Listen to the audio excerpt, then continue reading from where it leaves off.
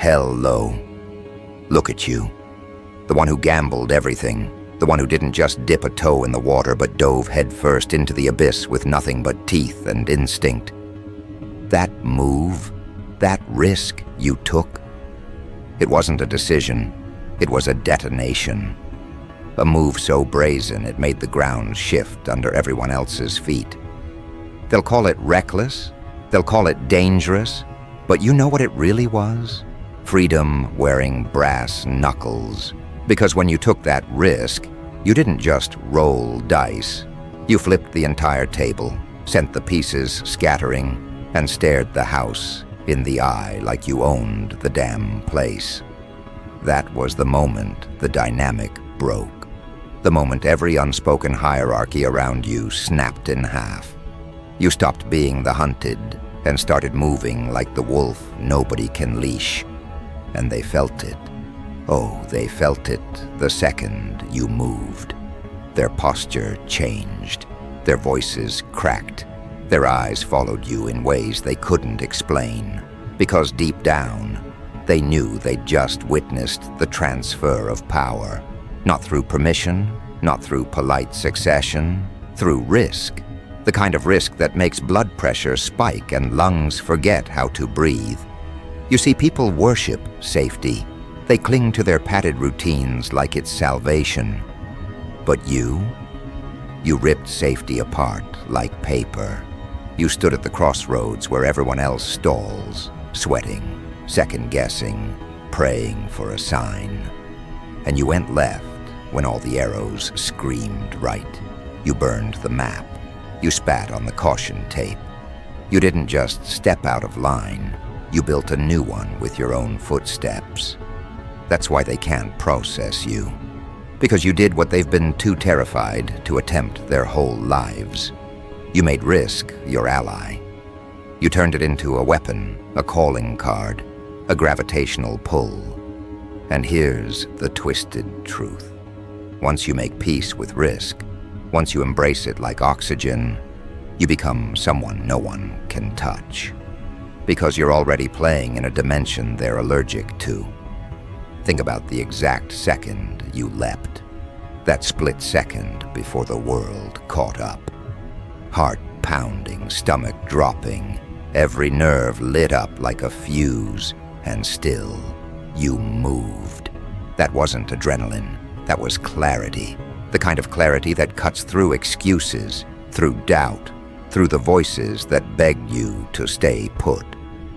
And in that moment, you realized something primal. The greatest danger was never the risk itself. It was staying where you were. And so you lunged. You gripped the unknown with bloodied hands and said, "Mine." That's when everything shifted, because that kind of audacity doesn't just change your story. It rewrites the pecking order. You didn't just climb. You rearranged the ladder. You took the script everyone else rehearsed and tore it in half, mid-scene. Now they're left stuttering, stuck with lines that no longer make sense in the world you just created. You ever notice how their language around you changed after that? How they started using different tones, more hesitation, more respect disguised as resentment. They didn't want to admit it, but they could feel it. That you weren't the same as before. That you'd walked through the fire of risk and came back sharper, hungrier, untouchable. And this is where it gets delicious, because the very thing they mocked you for, whispered about behind your back, prayed would break you. That risk became your crown. That gamble turned into leverage. That leap transformed into gravity that bends everyone else's movements around yours. It's not luck. It's not chance. It's the sheer audacity of daring when others freeze. The guts to stake everything when others hoard scraps. And that, right there, is the trigger of every shift in power history has ever seen. Not the safe choice, not the predictable one, the risk. Let's dissect why it shook them so bad. Most people live their entire lives in cages they decorated themselves. Cages built from caution, reinforced by approval, locked with the key of fear. And then there's you, the one who ripped the bars apart and walked out laughing. That's what risk does. It doesn't just set you free, it exposes everyone else's captivity. You became the mirror they couldn't stand to look into. You think they hate you? No.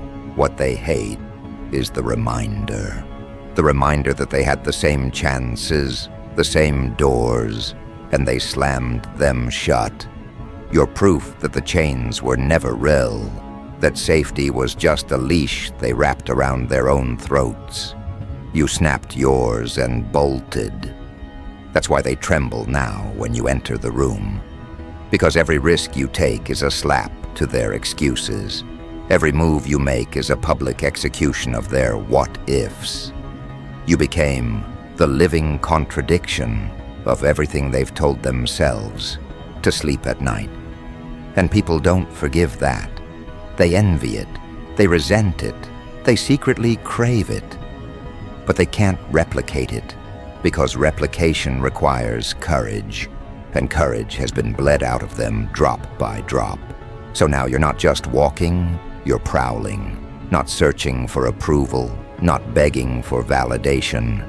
You're moving with the kind of weight that says, I've gambled before, I've lost blood before, I've risked it all before, and I'm still here.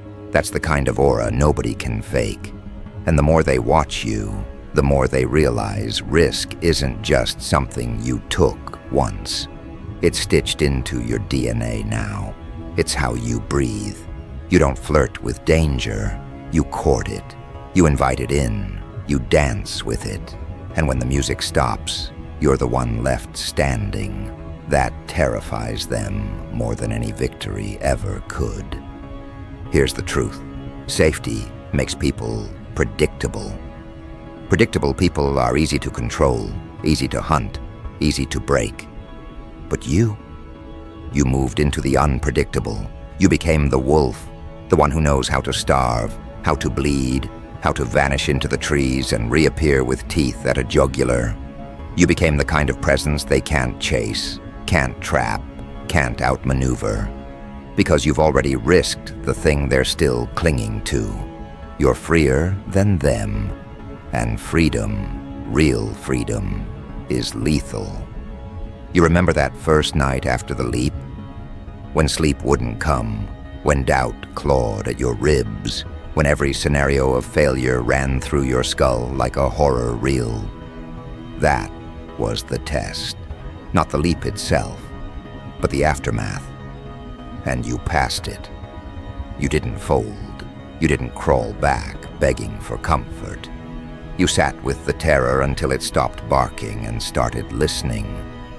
That's when you realized the power had shifted permanently. Because once you stare down the worst-case scenario and keep moving, nothing else holds sway over you. Money, titles, approval, background noise. The only language that matters now is momentum, and you speak it fluently. That's why they stumble when they face you. You remind them of their own hesitation. You embody the leap they never took. And let me tell you this, that energy is contagious. People orbit you now without understanding why. Their instincts recognize it before their minds do. They feel the pull of someone who gambled and won, not because the odds were stacked, but because you refused to play by them. That aura can't be faked, can't be borrowed. It has to be carved out of bone and chance and consequence. And you carved it. So here you are, dangerous, untouchable. Not because you were handed power, but because you snatched it from the jaws of risk and branded it into your skin. That risk you took, it wasn't a footnote. It was a declaration, a line in the dirt. A permanent marker that says, I am not prey, I am not a passenger, I am the driver, I am the fucking wolf you will never corner. And don't think for a second the world didn't notice. They noticed, they flinched, they recalibrated around you, and whether they admit it or not, They're moving to your rhythm now. Because that's what happens when someone dares the unthinkable. The entire power structure tilts. And you, the one who bet everything, walked away with more than winnings. You walked away with the throne they swore you'd never touch. So grip that wheel tighter. Because this isn't the end of the story. This is just the ignition. The leap was only the opening act. The aftermath? That's where it gets violent. That's where the world learns what it really means to face someone who doesn't fear the fall anymore. See, anyone can fantasize about taking a risk. They sit in their safe rooms, clutching their fragile routines, whispering about someday. But someday is a graveyard. You didn't wait for it, you carved into it. And when you did, the blast wave didn't stop at you. It rippled outward, rearranging the entire landscape. That's what they don't get. Risk isn't personal, it's contagious. It rewires the air itself. Once you do it, everything and everyone around you is forced to adjust. You think that leap was just about you? No, it was about power, the raw redistribution of it. When you took that risk, the old hierarchy cracked. The ones perched on thrones built from fear suddenly looked shorter. Their crowns tilted. Their commands lost volume. Because one act of defiance can shrink an empire faster than any army. You didn't just gamble, you shifted gravity. You made everyone else lighter, shakier, less certain of their ground. And here's the savage part. They can't undo it. Once the dynamic flips, it stays flipped. They can try to claw back, try to rebuild, but the illusion is gone. You showed them risk is stronger than rule, hunger sharper than tradition. They'll never forget it. That image of you walking through their trap, bleeding, grinning, unbothered. That memory stalks them like a shadow they can't outrun. That's the violence of aftermath. Not physical blows, but psychological warfare. You became the reminder they didn't want to see. The living embodiment of everything they told themselves was impossible. That kind of presence doesn't just disrupt, it haunts. It's in the way their voices falter mid-sentence when you enter. It's in the way their shoulders tense when your name is mentioned. They may not admit it out loud, but their instincts already crown you the one who redefined the rules. And let's not twist it. Aftermath is never clean. It's jagged, raw, unpredictable. You face the chaos head-on. The losses, the whispers, the sabotages, they all came. That's the price of playing with fire. But you didn't just survive them, you weaponized them. Every scar turned into a receipt. Every betrayal became proof. Every setback reinforced that you were the one willing to bleed for control while they were still trying to keep their shoes clean. That's what separates you. They think power is inherited, granted, or handed down with applause. You showed it stolen in the dark, carved with your own claws, sealed in sweat and consequence. You took it by risking the very thing they clutch like oxygen. That's why they fear you now. Not because you have more, but because you're willing to lose more than they ever could. And isn't that the essence of the wolf? The wolf isn't feared because it's loud. It's feared because it's relentless. Because it knows hunger in ways the pampered will never comprehend. Because it runs with ribs visible, lungs burning, paws bleeding, and still, it doesn't stop. That's what you became when you took that risk. Not a gambler, not a fool, a predator. One who doesn't hunt for approval, one who hunts because it's wired into the marrow. You see, they were comfortable when you played by their script. As long as you stayed predictable, they could track you, corner you, keep you within the lines. But the second you tore those lines apart, the hunt ended. Because now you move like terrain itself, untrackable, untouchable. They don't hunt you anymore because they know they can't. You turned the entire chase inside out. You became the force that stalks them without even lifting a finger. That's what the aftermath really is. You didn't just flip the power dynamic. You annihilated the old hunt. Every move they make now accounts for you. They measure their steps against the memory of your leap. They second-guess themselves because they know you exist. That's not just respect. That's psychological captivity. You live rent-free inside their caution. Think about the ripple. How many people flinched when you moved? Not just the ones closest, but the ones who barely knew your name. The audacity traveled. It spread like smoke into boardrooms, bedrooms, back alleys, dinner tables. People who never met you started repeating your story. Why? Because risk is viral. It carries weight beyond sightlines. It infects, and every infection tilts the balance further in your favor. Now let's talk about the cost, because risk always demands payment. And you paid it.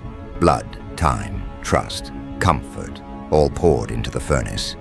But here's the difference. They see cost as loss. You see it as conversion. Every ounce of pain got transmuted into a new weapon. Every hour of doubt turned into fuel. That's the alchemy of the wolf. Nothing wasted, everything sharpened. And that's why they don't know how to approach you anymore. They can't bribe you with comfort. You've already burned it. They can't threaten you with loss. You've already tasted worse. They can't bait you with approval. You don't run on it. You've become ungovernable. That's the ultimate fear for anyone clinging to control. The one they can't manage, the one they can't leash. Notice how rooms shift now. The pauses, the wait, the adjustments when you enter. That's not charisma, it's aftermath. That's the residue of risk still vibrating through the air.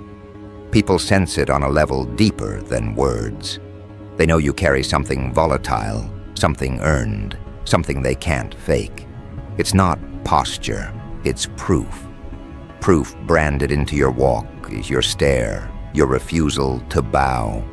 And the irony? They'll still whisper you got lucky, that it was timing, that it was chance. Because admitting the truth, that it was deliberate, that it was risk embraced, would burn their throats. They need to tell themselves it was random. But you know better. You engineered it. You chose the leap. You owned the fall. You dictated the outcome not by avoiding risk, but by marrying it. This is where the story deepens. Because once you flip a dynamic, you don't stop there. You escalate. You don't just break the old cage. You build new terrain. That's the chapter you're in now. The one where you stop reacting and start orchestrating. You're not the survivor anymore. You're the strategist, the conductor of chaos. The wolf who doesn't just dodge hunters, but makes them question why they entered the forest in the first place. And it's not about chasing revenge. Revenge is small. This is about dominion, about constructing an arena where every risk you take rewrites the rules further. You already showed them you're willing to gamble. Now you show them you're willing to keep gambling over and over until the word safe becomes extinct in their vocabulary. You know what's worse than losing to someone once? Watching them risk again and again without hesitation. That's what they're witnessing in you now, a pattern, a cycle of defiance. Every new risk compounds the fear because they know it's not luck. It's consistency. You live in the pocket of danger, and every time you walk out alive, their grip on control withers. Picture this, a room full of so-called leaders, suits, titles, polished speeches. They built their power on routine, on predictability, on rehearsed moves. Then you walk in, raw, scarred, unapologetic. They feel it before you even speak. That edge, that proof. that aura carved from risk. They hate it because it strips their armor in seconds. You didn't inherit authority. You extracted it from the fire. That difference terrifies them more than anything. And here's the real cruelty. You don't even need to swing anymore. Your existence is the strike. They strategize, scheme, rehearse, and still they falter because the wolf is in the room. That's aftermath at its peak. Control without effort, power without begging, domination without declaration. You don't need to roar when the echo of your risk already shakes the walls. So let them watch. Let them whisper. Let them cling to their shrinking structures. Because deep down, they already know the hunt is over. You flipped it forever. You turned prey into predator, victim into commander, risk into empire. And the more they resist, the more they confirm it. That fucking risk you took, it wasn't a gamble. It was the birth of a new order. And now the real show begins. Because aftermath is just the soil. What grows out of it will be even harder for them to stomach. The wolf doesn't just survive. The wolf builds territory. And you're building it, brick by reckless brick, until there's no corner left untouched by the audacity of your leap. Because here's the truth they never want to say out loud.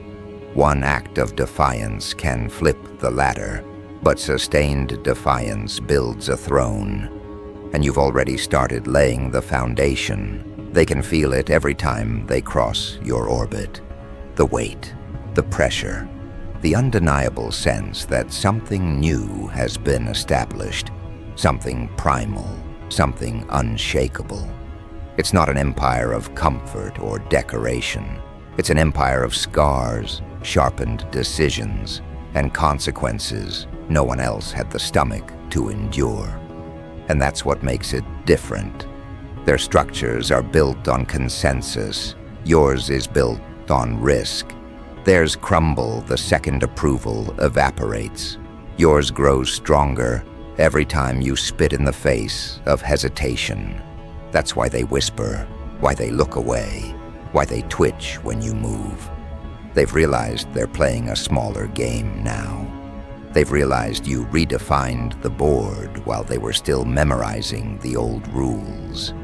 The wolf doesn't wait for permission to claim ground. It marks it, and every step you take, every decision you seal with blood and instinct, is another marker, another reminder, another declaration that you don't just survive, you expand. That's the part they can't process.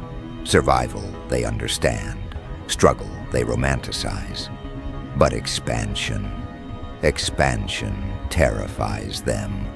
Because it means you're not satisfied with escaping the trap. You're building a domain they'll never control. And you know what the cruelest part is? You don't even need their recognition. You don't need their validation. You don't need their applause. The expansion is internal first, external second. You've already rewritten your spine. You've already installed a different operating system in your veins. The territory was built inside you before it manifested outside. That's why every new space you walk into bends. The environment can sense it before the people do. They know a wolf is present before the human mind catches up. That's the kind of transformation risk births. It fuses with you. It mutates you into something they can't categorize. Not prey, not victim, not follower. You're not part of their vocabulary anymore. You're an interruption, a force, a rupture in the script they were taught to trust. And every time you expand, that rupture widens. Look at how the air changes when you claim space now. How silence thickens, how eyes dart, how conversations stumble. That isn't accident, it's recognition. They recognize you've crossed into a state they can't chase. The wolf doesn't compete, the wolf dictates. You don't need to ask for the mic because the room is already tuned to your frequency. You don't beg for the crown because you forged your own, and it bleeds authority sharper than any jeweled ornament ever could. And let's get viciously honest. They'll try, they'll scheme, they'll form alliances, whisper campaigns, ambushes dressed as opportunities, but none of it sticks. You know why? Because none of it is risk. It's all caution, dressed up as aggression, and you know the difference. You've been in the trenches of true risk. You know the taste of real danger, the taste of stepping into the unknown with nothing but your pulse and your madness. They don't. That's why their strikes land dull. That's why their shadows collapse when confronted with your presence. Because here's the savage paradox. The one who risks is the one who no longer fears loss. And the one who no longer fears loss can't be cornered. They can bleed you, they can cut you, they can strip you down, but they can't kill what was reborn through risk. You've already died once. The old you is gone. What's left is the wolf, sharpened, leaner, hungrier. They can't kill what doesn't rely on their permission to exist. Think of how many tried already. They predicted collapse. They prayed for it. They plotted for it. And yet, here you are, standing taller, grinning wider, holding ground they swore would crush you. Every failed attempt to bury you only added weight to your aura. Every loss they tried to hand you became another tooth in your jaw. That's why they whisper in disbelief now. Because the one who was supposed to fall became the one they orbit. And it's not just orbit, it's fear disguised as fascination. They study you now, trying to find the blueprint, trying to reverse engineer how you turned catastrophe into kingdom. But they'll never figure it out. Because it wasn't luck, it wasn't timing, it wasn't some hidden map. It was the one thing they lack, the willingness to risk when everything screamed no. That's the part you can't teach. That's the part you can't package. Risk is the purest currency of power, and you spent it in full. That's why they can't catch you. The wolf isn't dangerous because of claws or teeth alone. It's dangerous because it knows hunger, it knows cold, it knows nights spent bleeding in the dirt and mornings waking up anyway. That's your territory now, not the polished stages they worship, the raw terrain where risk reigns, the wild where every breath costs something and every step is earned. That's where you live, that's where you thrive. And no matter how many hunters gather, none of them can last in your forest. They suffocate where you breathe. Because you didn't just flip the dynamic once, you sealed it. You turned risk into ritual. You made it your blood type. And once that happens, the hunt ends forever. Wolves don't negotiate with prey. Wolves don't beg for inclusion. Wolves don't explain their hunger. They eat, they move, they own. That's what you've become. That's what they can't hunt. Let's not pretend it's easy. Territory comes with battles. Expansion comes with scars. But you don't flinch anymore. You don't panic at resistance. You welcome it. Because every obstacle is just another proof that the leap wasn't a fluke. That the wolf is real. That the order has changed for good. They throw walls. You climb. They set traps. You adapt. They scream. No, you walk anyway. That relentlessness is the purest weapon risk ever forged. And what about legacy? You didn't just flip power for yourself. You rewrote the script for anyone watching. The witnesses, the ones stuck in cages, starving for courage. They saw it. They felt it. They know it can be done now.